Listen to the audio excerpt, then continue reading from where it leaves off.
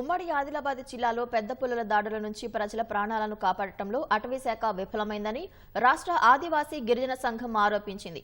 అటవీ అధికారుల నిర్లక్ష్యంతోనే కుమరం భీం ఆసిఫాబాద్ జిల్లా గన్నారం గ్రామానికి చెందిన ఓ మహిళను పెద్ద పులి హతమార్చిందని ధ్వజమెత్తారు.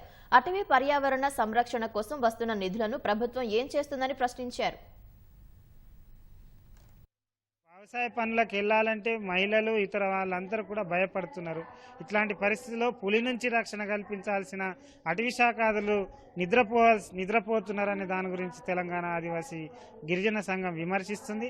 ఇప్పటికైనా ఇక్కడ పేద ప్రజల్ని ఇక్కడ జనావాసాల్లో వస్తున్న ఈ పులి నుండి రక్షణ కల్పించాలని చెప్పేసి మేము డిమాండ్ చేస్తూ ఉన్నాం. 1980 అటవీ పర్యావరణ చట్టం ప్రకారంగా కానీ 1972 వైల్డ్ లైఫ్ ప్రొటెక్షన్ యాక్ట్ ప్రకారంగా కానీ రాష్ట్ర ప్రభుత్వానికి వైల్డ్ లైఫ్ బోర్డు నుంచి ప్రత్యేకమైనటువంటి నిధులు దీనికోసం రాష్ట్ర ప్రభుత్వాలకు వస్తున్నాయి.